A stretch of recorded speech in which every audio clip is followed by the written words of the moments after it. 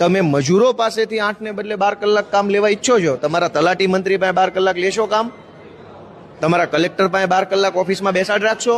તમારા મામલતદાર, તમારા ટીડીઓ, તમારા રેન્જ ફોરેસ્ટ ઓફિસર, તમારા ડીડીઓ, તમારા પીઆઈ બેસાડશો 12 કલાક ઓફિસમાં?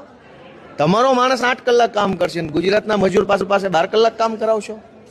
તો મેં પૂછ્યું કે ગુજરાતનો ઔદ્યોગિક વિકાસ કરવો હોય તો હાલો બધા ભેગા મળીને નવું બિલ લાવીએ કે આખી સરકાર 12 કલાક કામ કરશે, મુખ્ય સચિવે 12 કલાક બેસશે, બરાબર, રાજ્યના તમામ સચિવો 12 કલાક, મંત્રી 12 કલાક ઓફિસમાં બેસશે, ધારાસભ્ય બધા, તલાટી બલાટી બધા.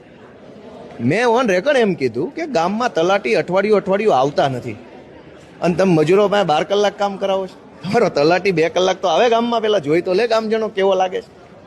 એટલે આનો મેં વિરોધ કર્યો છે આ બિલનો, અને સરકારને વિનંતી કરી છે કે ભાઈ તમારે મૂડીરોકાણ ને ઔદ્યોગિક ને બધું મજૂરો માટે નથી, મજૂરોનું શોષણ કરનારા શેઠિયાઓ માટે કરો છો.